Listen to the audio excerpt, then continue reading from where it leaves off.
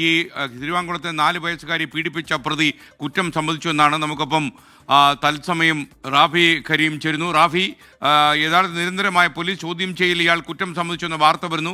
ബുധനാഴ്ച വൈകുന്നേരം പോലീസ് ഈ പ്രതിയെ ചോദ്യം ചെയ്ത് വിട്ടയച്ചതാണ്. പിറ്റേന്ന് വീണ്ടും വിളിപ്പിച്ച് രാവിലെ ഈ പ്രതിയോട് കാര്യങ്ങൾ ചോദിച്ചു. എന്നാൽ തുടർന്ന് നടത്തിയ ചോദ്യം ചെയ്യൽ നിരന്തരമായ ചോദ്യങ്ങൾക്ക് മുന്നിൽ പിടിച്ചു നിൽക്കാൻ കഴിയാതെ ഈ പ്രതി ഈ കുഞ്ഞിനെ പീഡിപ്പിച്ചിരുന്നു എന്ന സത്യം പോലീസിനോട് സമ്മതിച്ചു എന്നാണ് വരുന്നത്. എന്താണ് കൂടുതൽ വാർത്തകൾ? ഈ പ്രതിയുടെ മൊഴി സംബന്ധിച്ച വിവരങ്ങളല്ല പുറത്തു വന്നിരിക്കുന്നത്. എന്നാൽ ഇയാൾ കുറ്റം സമ്മതിച്ചു എന്നുള്ളൊരു വിവരമാണ് പുറത്തു വന്നിരിക്കുന്നത്.